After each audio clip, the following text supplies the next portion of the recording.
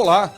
Hoje, segunda-feira, 12 de setembro de 2016, a Unesp, a Universidade Estadual Paulista, abriu hoje as inscrições para o vestibular 2017. São 7.365 vagas em 23 cidades. Os candidatos que vão participar do Exame Nacional do Ensino Médio, o Enem 2016, podem utilizar as notas da prova na primeira fase do vestibular. Os interessados deverão se inscrever através do site, que é o vunesp.com.br, até o dia 10 de outubro e pagar uma taxa de R$ 170. As provas da primeira fase serão no dia 13 de novembro. A lista dos aprovados para a próxima etapa será divulgada no dia 2 de dezembro e as provas seguintes nos dias 18 e 19 de dezembro. Os locais onde os candidatos devem fazer os exames serão divulgados a partir do dia 25 de outubro. A lista dos aprovados será publicada no dia 3 de fevereiro e as matrículas nos dias 9 e 10 do mesmo mês. Saber agora dos destaques desta edição. Sessão solene na Assembleia Legislativa presta homenagem à Ordem da Estrela do Oriente. Obras de artistas de 33 países podem ser vistas na 32ª Bienal de São Paulo, a partir de agora no Jornal da Assembleia.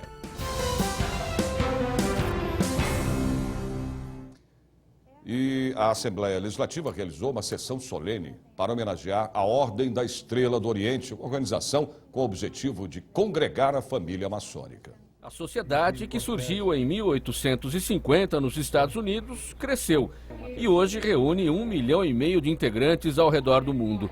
A Ordem da Estrela do Oriente foi criada para que mulheres pudessem participar da maçonaria e as decisões são tomadas por elas. Na cerimônia, a atual matriarca foi homenageada e ressaltou os princípios da ordem. Os nossos princípios são o amor, a solidariedade, respeito ao próximo, a fraternidade, a elevação espiritual e moral. Esses são os princípios da nossa ordem. A matriarca destacou um dos projetos da organização, a construção de uma casa de apoio a pacientes com câncer na cidade de Barretos. Ele já está no 3º pavimento, tem 24 apartamentos, já está em fase de cobertura e eu acredito que mais daqui um ou 2 anos nós já estamos no término desse projeto. E temos também o projeto do estudo filosófico, que passamos por todos os capítulos fazendo visitas oficiais e passando essa filosofia, essa maneira de viver, essa vivência espiritual,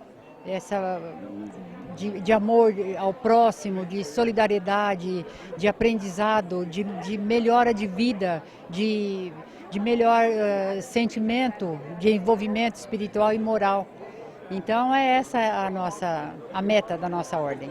A sociedade se inspira em passagens da Escritura e o logotipo da organização, em forma de estrela, representa simbolicamente 5 lições de caráter exemplificadas por mulheres bíblicas. A Estrela do Oriente é baseada na estrela de 5 pontas e todas as pontas têm uma heroína bíblica. E nessa heroína bíblica é focado a qualidade moral de cada uma das heroínas. A qualidade de uma filha, a qualidade de uma esposa, a qualidade de uma irmã, a qualidade de uma mãe. Então, isso ajuda a enfrentar todas essas dificuldades que existem hoje em nosso dia a dia. Para integrar a Ordem da Estrela do Oriente, o homem deve ser mestre maçom e a mulher ter parentesco maçônico. A presença da gente aqui na Alesp é uma das formas que a gente entende que possa haver alguma divulgação do nosso trabalho. É o nosso sonho que toda a sociedade nos conheça, porque o trabalho é realmente nobre e em prol da sociedade. A cerimônia em homenagem à Ordem da Estrela do Oriente foi conduzida pelo presidente Fernando Capês, autor da iniciativa, que foi presenteado com uma comenda. Uma ordem que pratica a caridade, que ajuda o Hospital do Câncer, que faz num momento em que o mundo vive um período de tanto desamor, com muitos jovens, infelizmente, sendo dragados para o abismo sem volta da dependência química, em drogas, da criminalidade, de princípios que fogem aos princípios da ética, da boa-fé. Quando tem uma ordem como essa, que estimula o jovem no seu aprimoramento, a Assembleia tem sim o dever social, legal e moral de prestigiar. E é sobre isso que foi essa sessão solene. Uma sessão para elevar os bons exemplos e que eles sirvam de inspiração para que mais pessoas os sigam. Bom, e vamos saber agora da previsão do tempo para amanhã, terça-feira. Em São Paulo, com sol entre nuvens. Pode chover a qualquer hora do dia, hein? A máxima deve chegar aos 31 graus. Campinas, tempo também com sol entre nuvens. A máxima prevista chega a 28 graus. São José dos Campos, tempo com sol, muitas nuvens. A máxima deve alcançar 31 graus. Sorocaba, sol e muita nebulosidade. Pode chover a qualquer hora do dia. A máxima atinge 28 graus. Ribeirão Preto, dia ensolarado, faz calor. A temperatura deve marcar 34 graus. 32ª Bienal de São Paulo tem como tema as incertezas. A exposição vai até o dia 11 de dezembro. Você vai ver já já.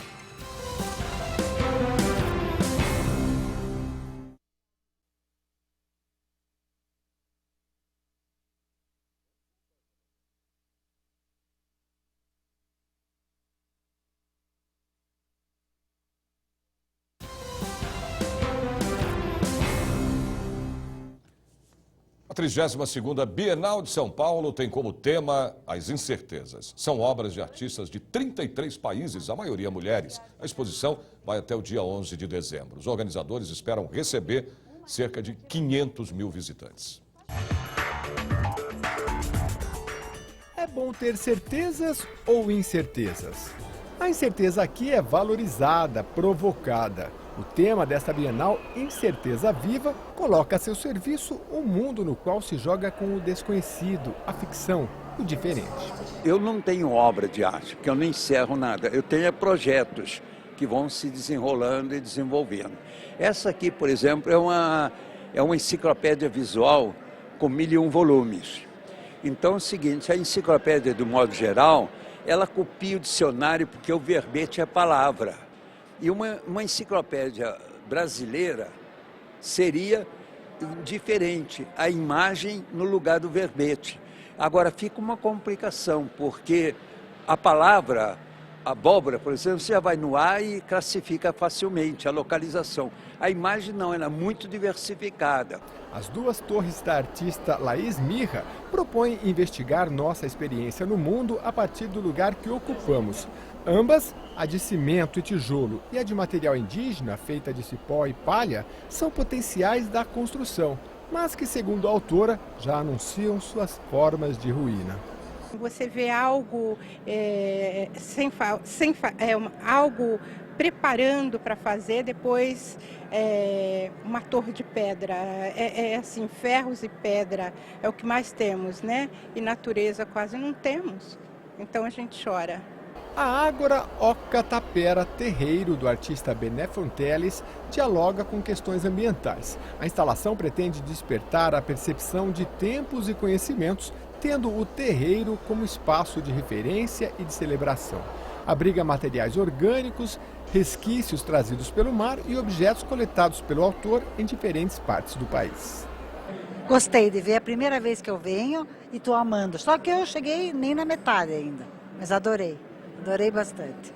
A 32ª Bienal aqui no Parque do Ibirapuera já começou na capital paulista. São cerca de 300 obras e a primeira que eu vou mostrar para vocês é essa daqui da artista Laís Mirra. É uma torre convencional feita de tijolo e de cimento, só que ao lado dela existe uma outra comparativa que é com material indígena, cipó, palha e também madeira. A proposta dessa artista é que você se conheça, tenha a sua experiência a partir do ambiente que você vive. E um outro espaço também muito visitado é da artista Rita Ponce.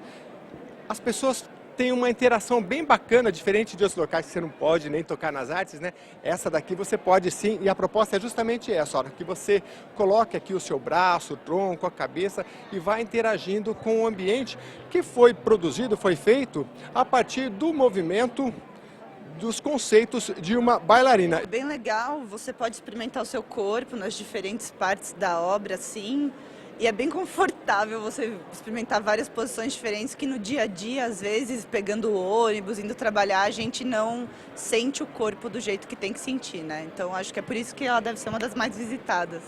A Bienal deste ano traz cerca de 300 obras de 33 países. E pela primeira vez na história, as mulheres ultrapassam o número de homens expondo aqui.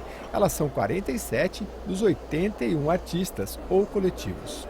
O prédio da Bienal fica dentro do Parque Ibirapuera. O endereço é a Avenida Pedro Álvares Cabral, sem número. A entrada é pelo portão 3. A visitação é gratuita e não acontece às segundas-feiras. Terças, quartas e sextas, domingos e feriados, o horário é das 9 da manhã às 5 da tarde. Quintas e sábados, das 9 da manhã às 10 da noite. Aos sábados, domingos e feriados, o visitante também pode estacionar gratuitamente no estacionamento da Assembleia Legislativa, que fica em frente ao Parque Ibirapuera. Vale a pena conferir essa exposição.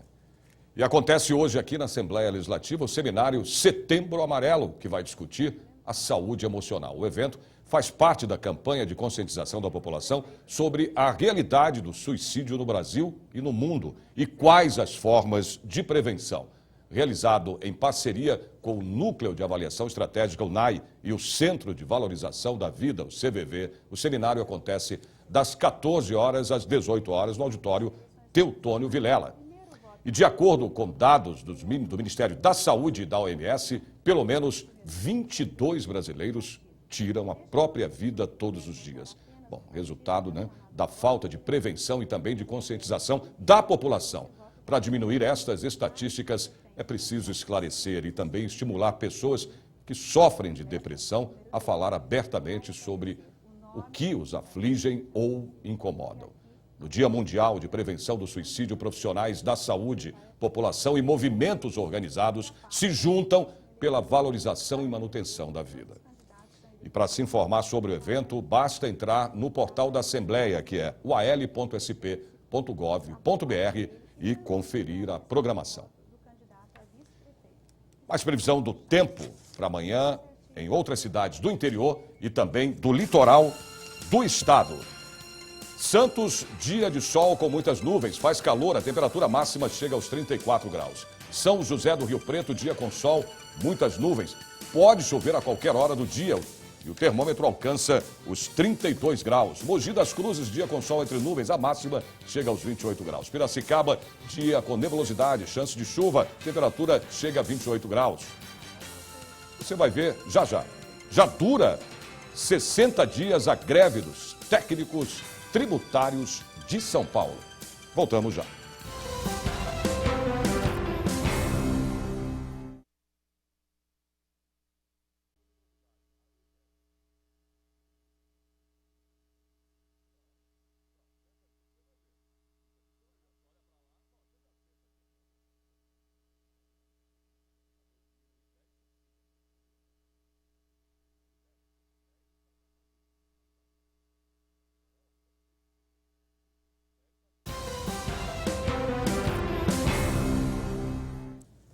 Bom, já dura 60 dias a greve dos técnicos tributários de São Paulo e uma audiência pública reuniu os servidores aqui na Assembleia Legislativa.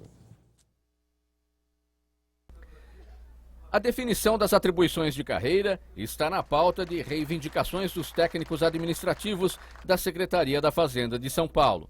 Nós estamos em greve há 60 dias.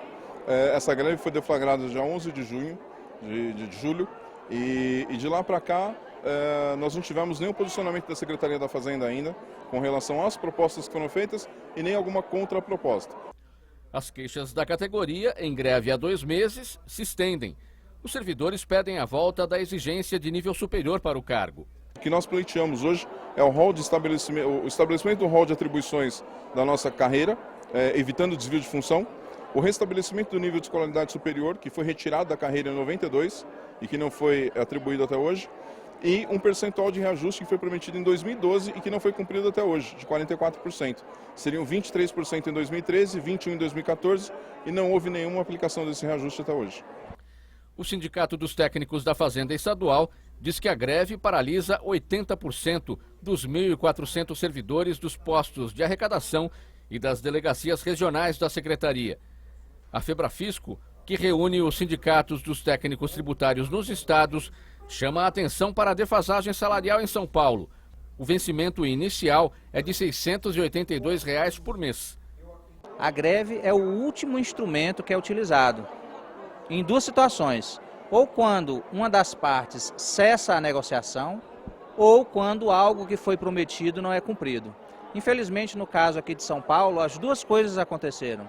Foi prometido um reajuste desde 2012, não foi cumprido, e as negociações que estavam acontecendo foram cessadas por parte do governo. Então, os servidores e o sindicato não tiveram outra opção a não ser entrar em greve para tentar chamar a atenção tanto do governo quanto dos parlamentares para essa grave situação que a Secretaria de Fazenda está passando. A greve afeta o serviço de acompanhamento da cobrança dos tributos estaduais.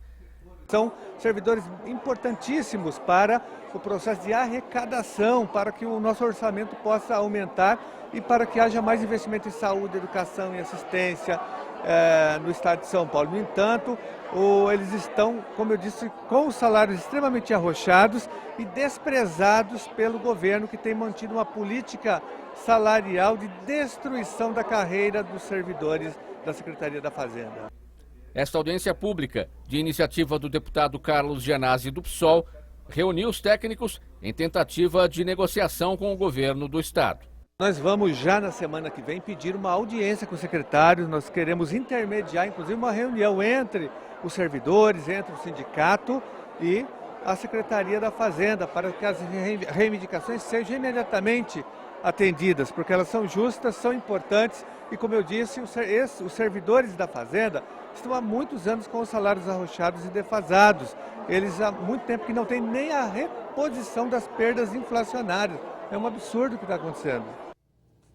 Bom, faltam 20 dias para o primeiro turno das eleições.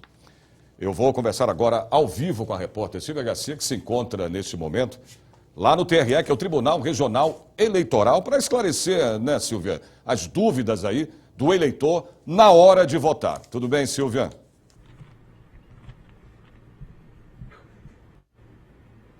Olá, boa tarde, Sérgio, boa tarde a todos. A gente veio até aqui o centro da cidade exatamente para tentar esclarecer algumas dúvidas dos eleitores. E olha, não são poucas, tá? Há poucos dias aí das eleições, do nosso primeiro turno aqui, eleições municipais no país, a gente veio falar com a Maria Francisca, que é assessora aqui do TRE, e te mandar já algumas perguntas para que você nos ajude a esclarecer.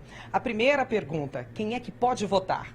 Deve votar aquele que está em situação regular com a Justiça Eleitoral e também o voto é obrigatório para quem tem entre 18 e 70 anos. Para eu votar, eu preciso levar algum tipo de documento ou posso chegar lá sem identificação? Esqueci minha identidade. Posso votar assim mesmo? Não, é obrigatória a apresentação do documento de identidade com foto, mas nós recomendamos também que a pessoa leve o título de eleitor para facilitar a identificação do local de votação e também da sua sessão eleitoral. Aproveitando o título de eleitor, que vem tudo esmiuçado direitinho, onde a gente deve votar, a sala, a sessão. Se eu não sei onde é minha sessão, se eu não sei onde é a minha sala, perdi o título de eleitor, mas mesmo assim posso votar e posso descobrir onde é? Sim, você pode consultar o site do Tribunal Regional Eleitoral, você consulta o seu local de votação, sessão eleitoral e tudo a respeito do seu título eleitoral. Agora, é fato, muitos eleitores já devem ter feito isso, aqui em São Paulo, pelo menos, teve uma corrida muito grande das pessoas, Sérgio, indo fazer a biometria. Mas nessas eleições, a biometria não vai ser usada ainda em todas as cidades. Na verdade, tem duas justificativas aí, tem duas explicações, né? A biometria que a gente fez lá na hora de colocar os nossos dados e a biometria na hora de votar. Explica pra gente essa diferença, Francisca. Na verdade, é o seguinte, a Justiça Eleitoral cadastrou os seus eleitores biometricamente. Então, não é a votação que é eletrônica, biométrica. A eleição está como sempre esteve. A identificação do eleitor é que através dos dados coletados, as digitais, que foram coletadas durante a biometria. Porém, há cidades que já passaram pela revisão obrigatória. Então, todos os seus eleitores já tiveram seus dados biométricos coletados. Então, eles serão identificados biometricamente no dia da eleição. Porém, há cidades em que nem todos os seus eleitores passaram pela biometria, como São Paulo, por exemplo. Então, neste caso, a identificação será feita pelo documento, como sempre foi feito, pelo menos por enquanto, até que todos os eleitores daquele município passem pela revisão biométrica. Vamos falar sobre mobilidade, as pessoas que têm dificuldade de se locomover para ir votar, elas também podem votar? Elas têm algum tipo de ajuda, algum tipo de assessoria para isso? Normalmente os locais de votação, eles têm acessibilidade, né? Acontece que os eleitores que têm alguma dificuldade de locomoção ou realmente têm impedimentos para poder votar, elas são cadastradas em sessões especiais, que não são exclusivas das pessoas com deficiência ou com dificuldade de locomoção, mas essas sessões eleitorais são sempre de fácil acesso. Agora, dá uma olhadinha aqui, Sérgio, você sabe o que é isso? Quem está acostumado a justificar o voto é essa fichinha aqui que pega para preencher. Como é que eu faço para justificar, Francisca? Existem 2 tipos de justificativa. A justificativa no dia da eleição, no mesmo horário da votação, que é levar este formulário preenchido, ele deve ser preenchido com os dados do eleitor, obrigatoriamente com o título para que seja processado, e essa justificativa é automática, ela é feita no mesmo dia da eleição, no mesmo horário da votação, entre 8 e 5 da tarde. Porém, há pessoas que têm algum problema no dia da eleição, então deixam de votar, ficaram doentes por algum motivo, enfim, elas têm depois 60 dias para apresentar essa justificativa ao juiz eleitoral. Aí caberá ao juiz eleitoral deferir ou não, aprovar ou não, aceitar ou não a justificativa apresentada. Eu não sei se a gente ainda tem tempo aí, Sérgio, mas vai uma última perguntinha e essa daí todo mundo tem que saber a resposta. Se eu não votar nas eleições, o que acontece comigo? Você terá algum impedimento temporário, como, por exemplo, fazer inscrição em escola pública, tirar passaporte, são impedimentos temporários. A partir do momento que você regulariza a sua situação, então está tudo ok com a Justiça Eleitoral. Obrigada pelas suas informações, Francisca. A gente deve voltar várias vezes para fazer esse serviço aqui junto ao Jornal da Assembleia Legislativa. Afinal de contas, é a TV Assembleia Legislativa fazendo o serviço para toda a população. E se você quiser saber mais alguma informação, anote o site, é www.tre-sp.jus.br. Sérgio. Muito bem, Silvia. É importante, viu, esse serviço para que o candidato tenha plena consciência, né, do seu candidato, do candidato que ele vai escolher, né, para a sua cidade, ele tenha a consciência, né, ele vote certo. Isso é muito importante. Previsão do tempo para amanhã, terça-feira, em outras cidades do interior do estado. Em Franca, dia com sol e muitas nuvens. A máxima prevista chega a 32 graus. Bauru, céu com muitas nuvens. Faz calor, hein? A temperatura chega aos 33 graus. Limeira, dia com sol também entre nuvens. A máxima atinge os 30 graus. Marília, dia com muita nebulosidade. Também pode chover a qualquer hora do dia. A máxima prevista chega aos 33 graus. Bom, o Instituto do Legislativo Paulista, o ILP, realiza hoje, segunda-feira, dia 12 de setembro, a primeira palestra sobre introdução a Libras, língua brasileira de sinais, a partir das 19 horas, no auditório Teotônio Vilela. Bom, no dia 19, no mesmo horário e também no mesmo lugar, evento sobre o Estatuto da Pessoa com Deficiência e as garantias da pessoa surda. No dia 26 de setembro, a segunda palestra sobre introdução a Libras 2, Língua Brasileira de Sinais. As inscrições são gratuitas e poderão ser feitas através do site, que é o al.sp.gov/ILP. Por hoje é só, o Jornal da Assembleia termina aqui, mas você pode acompanhar toda a programação da TV Assembleia SP através do portal, que é o al.sp.gov.br. A gente se vê de novo amanhã, a partir do meio-dia. Até lá.